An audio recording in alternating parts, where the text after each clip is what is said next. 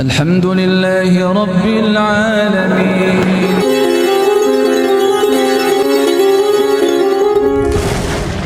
Membelanjakan harta apa? Ini ada 4 kategori, yaitu membelanjakan harta dalam 4 kategori ini yang 3 diperkenankan, yang 1 ini dilarang. Yang diperkenankan yang pertama adalah yang bersifat darurah, yang bersifat itu rescue atau mendesak.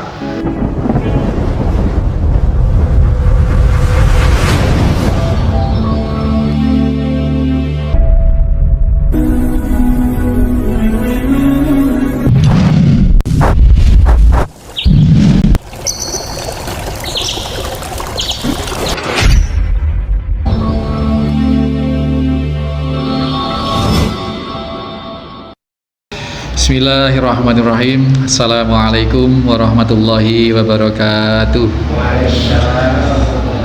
Innal hamdalillah nahmaduhu wa nasta'inuhu wa nastaghfiruh wa na'udzu billahi min shururi anfusina wa min sayyiati a'malina. May yahdihillahu fala mudhillalah wa may yudlil fala hadiyalah. Asyhadu an la ilaha illallah wahdahu la syarikalah. Asyhadu anna Muhammadan abduhu wa rasuluhu la nabiyya ba'dah. Allahumma salli wa sallim wa barik ala Muhammadin wa ala alihi wa sahbihi wa ba'd. Bapak-bapak, ibu-ibu, hadirin hadirat jamaah Masjid Al-Muslimun Curah Jeru Panji Situbondo rahimani wa rahimakumullah, serta segenap yang mendengarkan atau menyimak kajian ini dimanapun rahimani wa rahimakumullah, bahwa rukun sholat Jumat itu, rukun Jumatan itu, syarat wajibnya Jumatan itu adalah mengikuti khutbah dan mengikuti sholat fardunya, sholat 2 rakaatnya itu. Ya, ada yang kemudian mengkonversi, oh berarti Ustadz ya, kalau sholat duhur itu 4 rakaat, kalau sholat Jumat itu 2 rakaat, yang 2 rakaat diganti untuk khutbah itu. Ya enggak begitu juga, yaitu sudah pensyariatan sudah dari Allah Subhanahu wa taala. Tetapi bahwa khutbah Jumat itu wajib diikuti, beda dengan khutbah Idul Fitri dan Idul Adha, Pak. Kalau salat Id 2 dalam Islam itu, Idul Fitri dan Idul Adha, ini khutbahnya tidak wajib. Rasulullah pernah satu ketika sudah sholat Id, kemudian naik di atas mimbar menyatakan, bagi yang masih ingin tinggal, bagi yang sudah ada keperluan silahkan boleh meninggalkan khutbah ini. Artinya khutbah sholat Id itu tidak merupakan rukun dari sholat Id itu sendiri, bukan. Beda dengan sholat Jumat. Sholat Jumat rukunnya satu kesatuan dengan khutbah, maka ditaruh di depan khutbahnya sholat Jumat. Sholat Id itu rukunnya ya hanya sholat Id itu. Adapun khutbah Idul Adha atau Idul Fitri itu boleh tidak diikuti, bukan merupakan rukun sholat Id. Demikian Bapak Ibu sekalian, ini untuk pengembangan dari apa yang kita bahas, bahwa seorang muslim yang baik adalah orang yang meninggalkan kesia-siaan. Membelanjakan harta belum ada nih Pak. Membelanjakan harta apa? Ini ada 4 kategori, yaitu membelanjakan harta dalam 4 kategori ini yang 3 diperkenankan, yang 1 ini dilarang. Yang diperkenankan yang pertama adalah yang bersifat darurah, yang bersifat itu rescue atau mendesak. Kalau tidak ini bahaya, misalkan untuk berobat orang sakit, terutama sakit parah. Nah, berobat ini juga bisa dikategorikan, apakah harus di dokter spesialis, apakah harus di rumah sakit luar negeri. Ini sudah kemudian yang disebut di sini adalah berobat.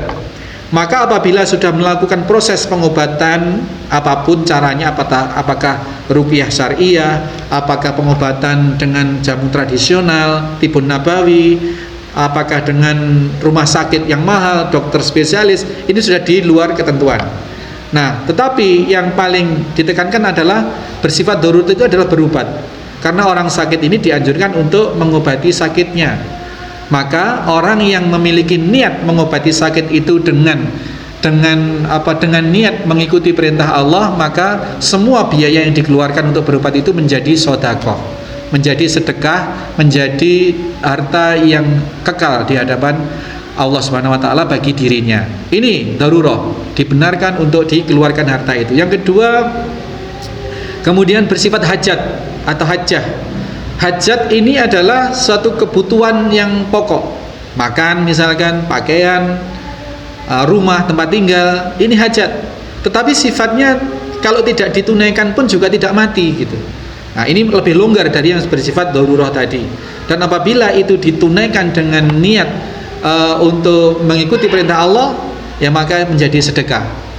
Membuat rumah sekedarnya, tidak bermewah-mewah kayak tadi, berobat juga sebatas ya yang sewajarnya begitu.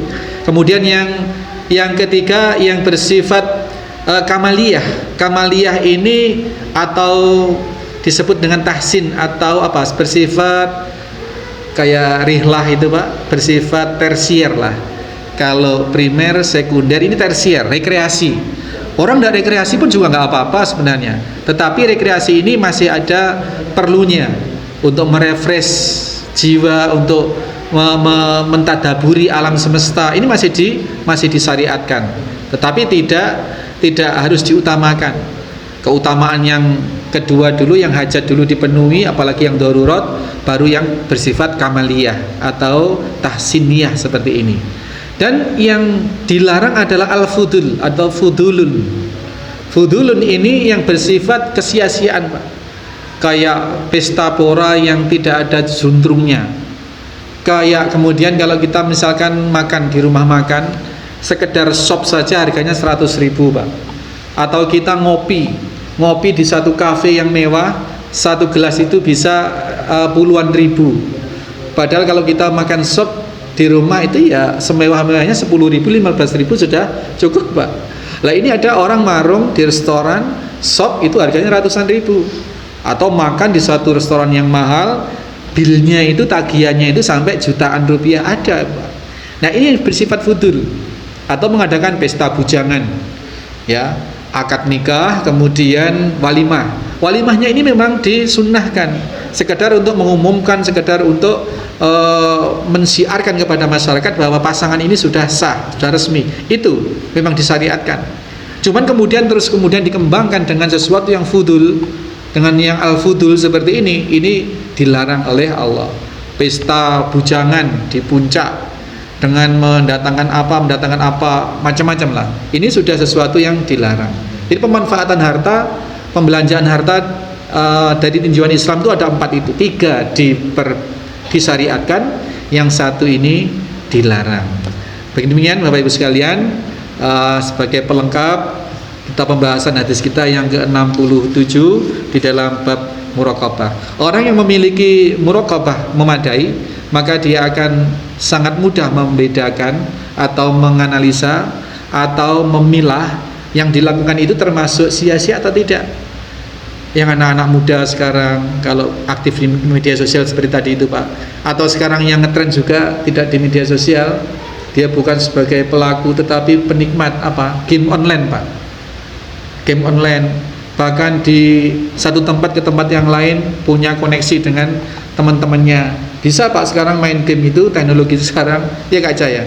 Di sini Situbondo main dengan teman yang ada di Banyuwangi, main dengan teman yang ada di Sidoarjo, Surabaya, di Jember. Itu bisa Pak. Dan itu menghabiskan waktu. Pastinya juga menghabiskan kuota. Lah ini sesuatu yang sia-sia, merupakan perlawanan dari sesuatu yang bermanfaat. Semakin meninggalkan yang sia-sia, maka dia semakin bisa mendekati yang bermanfaat. Tidak bisa dua ini jalan bareng. Kayak orang menghafal Al-Quran dengan suka musik. Semakin musik didekati, maka hafalannya semakin jauh.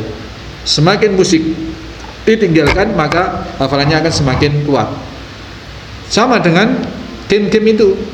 Nah, santri-santri kita itu ada yang bernegosiasi, minta boleh dipegangi HP, ya sudah kita pola, tapi dengan evaluasi.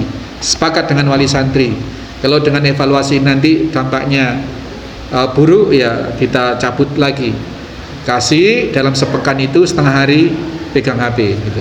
Nah, ini sebenarnya sesuatu yang mengkhawatirkan. Tetapi ya sambil kita cek saja nanti hasilnya seperti apa. Ini Mas Robi, Mas Semi, Itu Bapak sekalian, anak-anak kita, kalau kita menginginkan kebaikan pada anak-anak kita di rumah, juga harus kita batasi hal-hal yang sifatnya tidak bermanfaat.